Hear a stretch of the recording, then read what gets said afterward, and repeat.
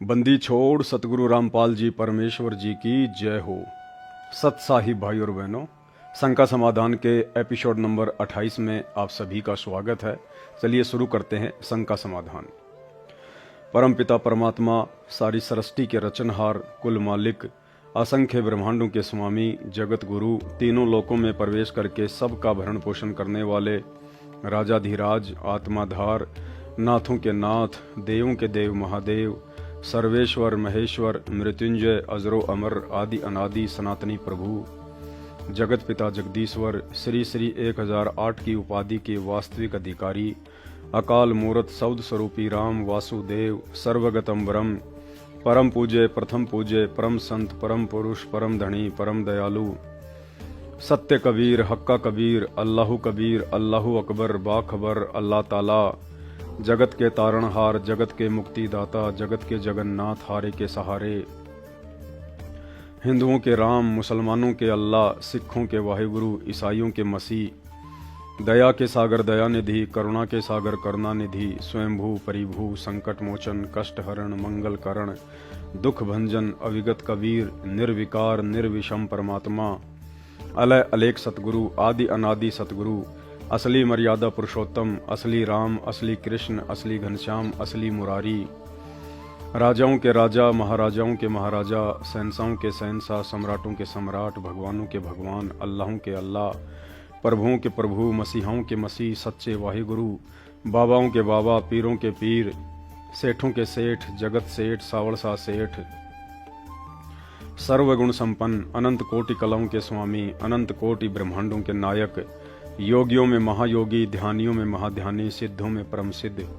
ज्ञानियों में तत्वज्ञानी, ब्रह्म ज्ञानी, महाज्ञानी, परम ज्ञानी, सर्वश्रेष्ठ ज्ञानी, युवा कबीर, समरथ कबीर, असमवात, अमित ओजा, सच्चे रहनुमा, करीम अल्लाह, सुभान अल्लाह, दुनिया के अंतिम पैगंबर, 8 सितंबर 1951 से गांव धनाना, जिला सोनीपत, हरियाणा, भारतवर्ष की पावन भूमि पे प्रकट रियल कल की भगवान, ब्रह्मा विष्णु महेश के दादाजी, संत शिरोमणि सतगुरु रामपाल जी परमेश्वर जी के चरण कमल में साध संगति से जुड़े हुए देश विदेश से हम सभी सत्सेवक भाई बहनों का अनंत कोटि दंडवत प्रणाम। शंका: उपदेशी भगत यदि किसान है तो खेत में यूरिया, कीटनाशक व पेस्टिसाइड या अन्य किसी भी प्रकार की जहरीली दवाई का प्रयोग फसल या सब्जियां आदि पैदा करने में कर सकते हैं या नहीं? परमात्मा कहते हैं, सतगुरु जो चावे सो कर ही, भरम पड़ो मत कोई, सेव धड़ पर शीश चढ़ाया, पाछे करी रसोई। सतगुरु जो चावे सो कर ही, 14 कोटि दूत यम डर ही, ऊत भूत जम त्रास निवारे, चित्रगुप्त के कागज फाड़े। अर्थात सतगुरु रामपाल जी के रूप में परमात्मा तो आज भी धरती पर वही है जो धन्ना जी को मिले, नानक जी को मिले, मीरा जी को मिले तथा दादू जी को मिले। ना ही तो भगवान बदला है और ना ही भगवान के गुण बदले हैं। यदि कुछ बदला है तो हमारी सोच बदल चुकी है, जिसमें अज्ञानता ने घर कर लिया है, और इसी अज्ञानतावश हम भौतिक वस्तुओं की पूर्ति के लिए खेतों में अंधाधुंध यूरिया खाद व जहरीली दवाओं का छिड़काव करके करोड़ों सूक्ष्म जीव व छोटे मोटे कीड़े मकोड़ों की हत्या का पाप कमा रहे हैं। हम खुद भी जहर खा रहे हैं और स्वार्थवश दुनिया को भी साग सब्जी व अनाज के माध्यम से जहर खिला रहे हैं। नतीजन आज इतने रोग व बीमारियां पैदा हो चुकी हैं जिनके नाम भी गिनना मुश्किल है। वर्तमान में अपने स्वार्थों के वशीभूत होकर इंसान के इतना नीचे गिरने का एक ही कारण है, और वह है सत्य आध्यात्मिक ज्ञान की कमी। शास्त्र अनुकूल साधना और तत्व ज्ञान की कमी के चलते आज कोई भी संत महात्मा सही से मानव समाज का मार्गदर्शन नहीं कर पा रहा है, जिस कारण भक्ति करते करते भी ना ही तो पशुधन में कोई फायदा है और ना ही फसल, व्यापार और शरीर में, जिसके चलते हर व्यक्ति ने अधर्म के उसी मार्ग पर चलना उचित समझ लिया जिस मार्ग में उसे फायदा हो सके। वो फायदा चाहे किसी का नुकसान करके हो या पाप कमाकर। भाइयों और बहनों, इस भयंकर कलयुग में हमारा सौभाग्य है कि हमें सतगुरु रूप में सच्चा मार्गदर्शक भी मिला और शास्त्र अनुकूल सच्ची साधना भी मिली। अतः दुनिया भले ही अपनी दिशा और मार्ग को ना बदले, लेकिन हम भक्तों ने ज्ञान को आधार बनाकर और सतगुरु की सत भक्ति पर विश्वास करके अपने तमाम स्वार्थों की बलि देकर रोजी रोटी कमाने की गलत क्रियाओं को बदलना पड़ेगा,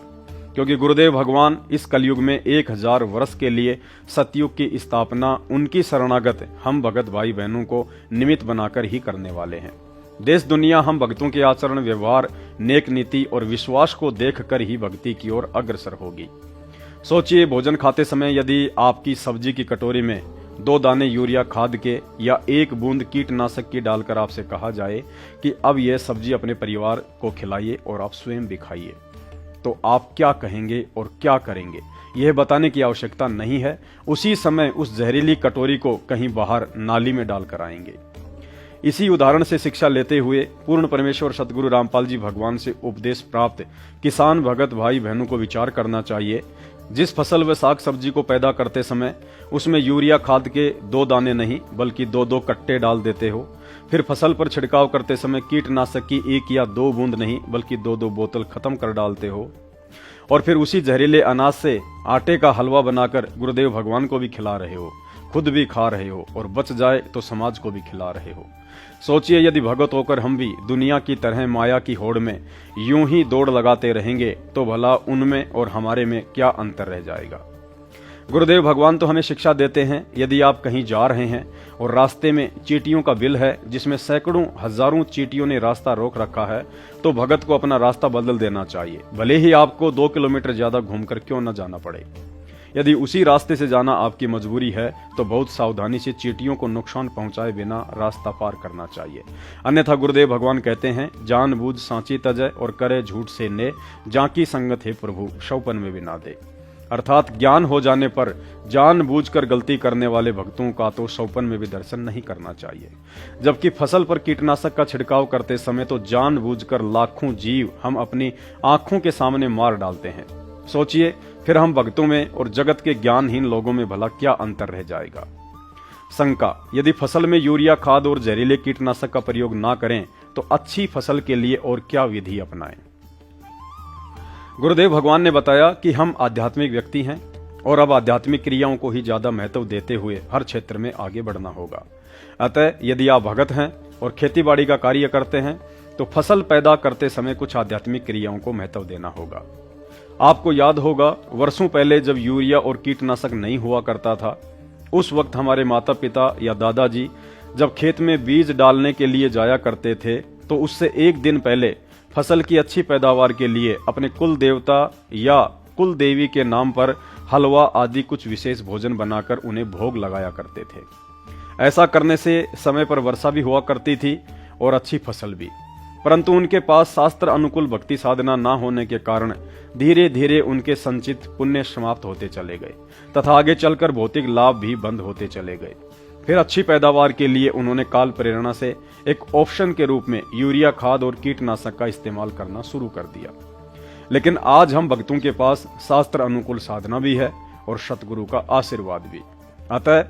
अब हमने भी खेत में बीज डालने से पहले अपने कुल देवता सतगुरु रामपाल जी भगवान को भोग की आरती के साथ हलवे राम का भोग लगाकर ही खेतों में बीज डालना चाहिए। साथ ही खेत में बीज डालने से पहले दरबार साहिब में गुरुदेव भगवान को दंडवत करके एक ज्योति हवन यज्ञ का संकल्प भी कर लेना चाहिए।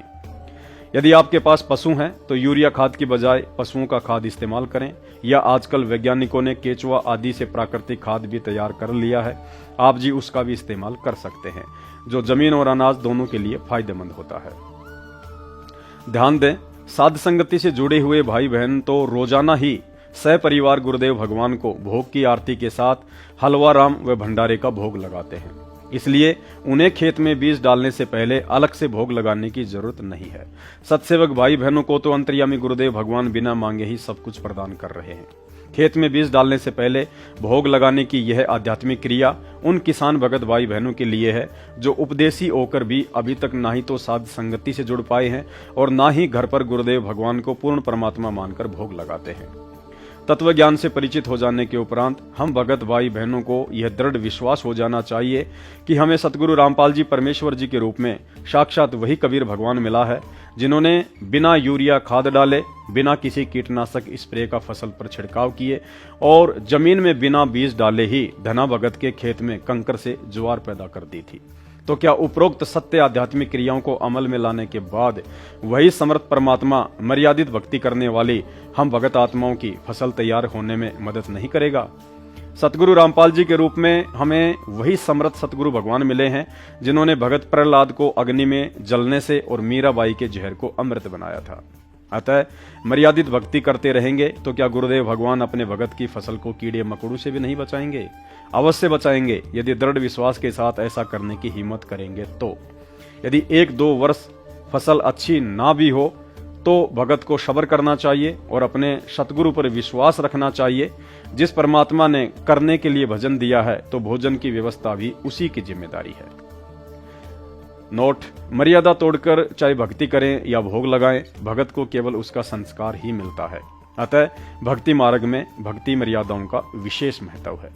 तो शंका समाधान में आज केवल इतना ही। शंका समाधान के और अधिक वीडियो देखने के लिए हमारे Facebook page Pawan Das is live मानव धर्मी पवन दास को फॉलो करें, वीडियो को शेयर करें। बंदी छोड़ सतगुरु रामपाल जी परमेश्वर जी की जय हो।